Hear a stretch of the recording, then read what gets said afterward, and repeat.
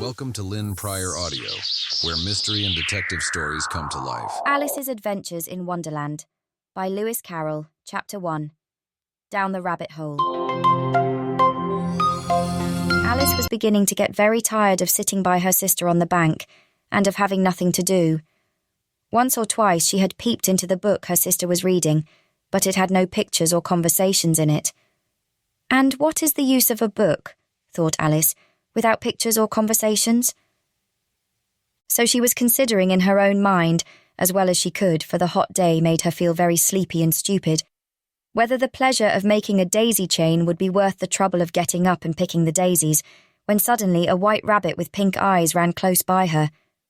There was nothing so very remarkable in that, nor did Alice think it so very much out of the way to hear the rabbit say to itself, "Oh dear, I shall be late."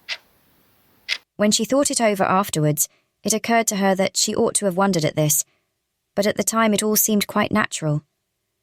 But when the rabbit actually took a watch out of its waistcoat pocket and looked at it, and then hurried on, Alice started to her feet, for it flashed across her mind that she had never before seen a rabbit with either a waistcoat pocket or a watch to take out of it, and burning with curiosity, she ran across the field after it, and fortunately was just in time to see it pop down a large rabbit hole under the hedge. In another moment down went Alice after it, never once considering how in the world she was to get out again. The rabbit hole went straight on like a tunnel for some way, and then dipped suddenly down, so suddenly that Alice had not a moment to think about stopping herself before she found herself falling down a very deep well. Either the well was very deep, or she fell very slowly, for she had plenty of time as she went down to look about her and to wonder what was going to happen next. First, she tried to look down and make out what she was coming to, but it was too dark to see anything. Then she looked at the sides of the well and noticed that they were filled with cupboards and bookshelves. Here and there she saw maps and pictures hung upon pegs. She took down a jar from one of the shelves as she passed. It was labelled orange marmalade, but to her great disappointment it was empty. She did not like to drop the jar for fear of killing somebody underneath, so managed to put it into one of the cupboards as she fell past it. Well, thought Alice to herself, after such a fall as this, I shall think nothing of tumbling downstairs. How brave they'll all think me at home. Why, I wouldn't say anything about it, even if I fell off the top of the house, which was very likely true. Down, down, down. Would the fall never come to an end? I wonder how many miles I've fallen by this time, she said aloud. I must be getting somewhere near the centre of the earth. Let me see. That would be 4,000 miles down, I think.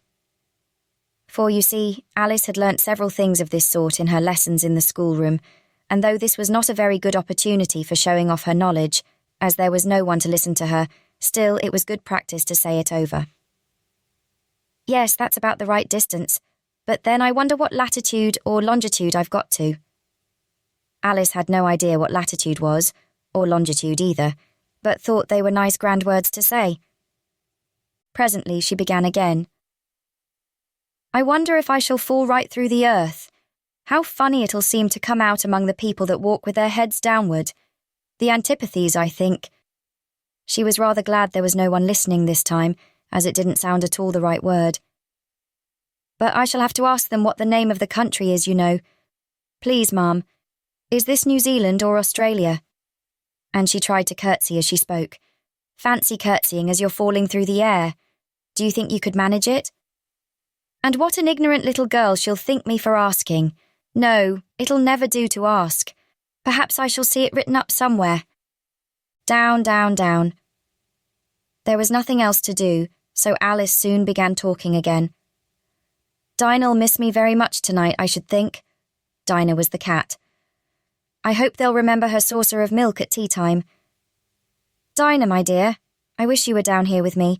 There are no mice in the air, I'm afraid, but you might catch a bat, and that's very like a mouse, you know. But do cats eat bats, I wonder?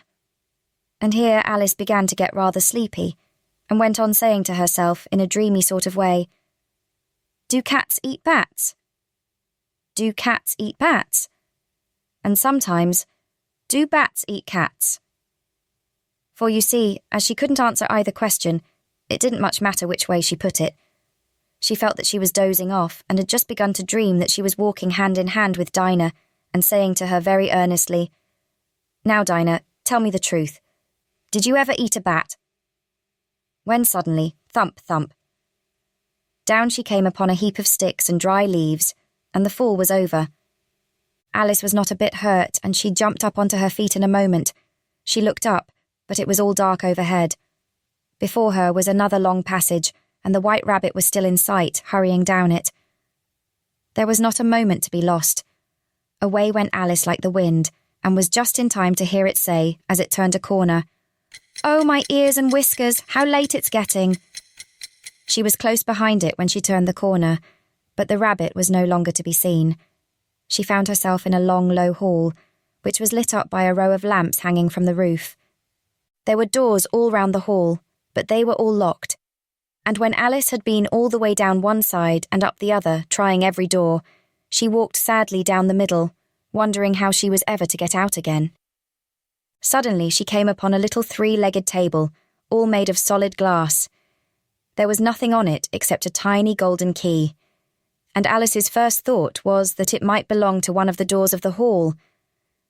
But, alas, either the locks were too large, or the key was too small, but, at any rate, it would not open any of them. However, on the second time round, she came upon a low curtain she had not noticed before, and behind it was a little door about 15 inches high. She tried the little golden key in the lock, and to her great delight it fitted.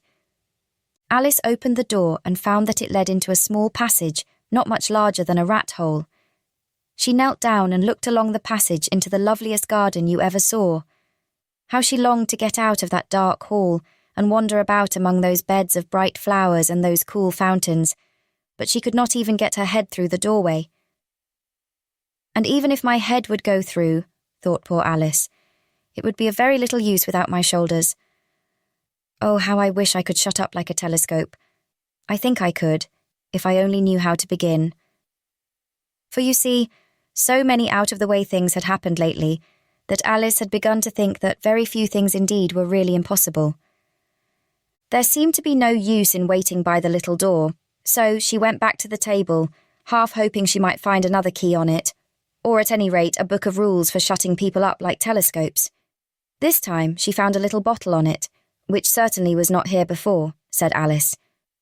And round the neck of the bottle was a paper label with the words, "Drink me," beautifully printed on it in large letters. It was all very well to say, "Drink me," but the wise little Alice was not going to do that in a hurry. "No, I'll look first," she said, "and see whether it's marked poison or not."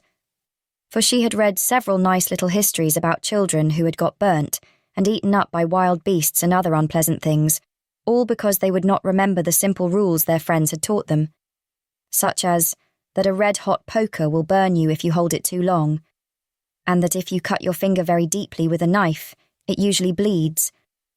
And she had never forgotten that, if you drink much from a bottle marked poison, it is almost certain to disagree with you sooner or later. However, this bottle was not marked poison, so Alice ventured to taste it, and finding it very nice, it had in fact a sort of mixed flavour of cherry tart, custard, pineapple, roast turkey, toffee, and hot buttered toast. She very soon finished it off. "What a curious feeling," said Alice. "I must be shutting up like a telescope." And so it was indeed. She was now only 10 inches high, and her face brightened up at the thought that she was now the right size for going through the little door into that lovely garden. First, however, she waited for a few minutes to see if she was going to shrink any further. She felt a little nervous about this. "For it might end, you know," said Alice to herself, "in my going out altogether, like a candle. I wonder what I should be like then." And she tried to fancy what the flame of a candle is like after the candle is blown out, for she could not remember ever having seen such a thing. After a while, finding that nothing more happened, she decided on going into the garden at once. But alas for poor Alice. When she got to the door, she found she had forgotten the little golden key, and when she went back to the table for it, she found she could not possibly reach it, She could see it quite plainly through the glass, and she tried her best to climb up one of the legs of the table, but it was too slippery, and when she had tired herself out with trying, the poor little thing sat down and cried. "Come, there's no use in crying like that," said Alice to herself rather sharply. "I advise you to leave off this minute." She generally gave herself very good advice, though she very seldom followed it, and sometimes she scolded herself so severely as to bring tears into her eyes. And once she remembered trying to box her own ears for having cheated herself in a game of croquet she was playing against herself, for this curious child was very fond of pretending to be two people. "But it's no use now," thought poor Alice, "to pretend to be two people. Why, there's hardly enough of me left to make one respectable person." Soon her eye fell on a little glass box that was lying under the table.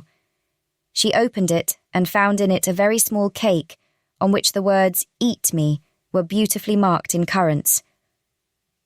"Well, I'll eat it," said Alice, "and if it makes me grow larger, I can reach the key, and if it makes me grow smaller, I can creep under the door, so either way I'll get into the garden, and I don't care which happens."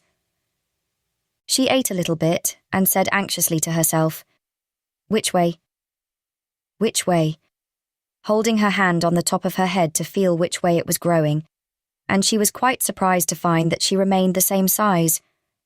To be sure, this generally happens when one eats cake, but Alice had got so much into the way of expecting nothing but out-of-the-way things to happen that it seemed quite dull and stupid for life to go on in the common way.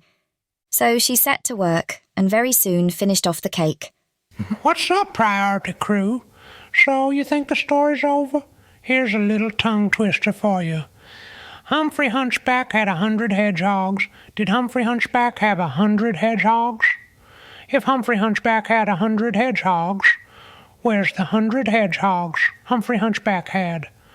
Say it 7 times as fast as you can. The prize is a belly full of laughter."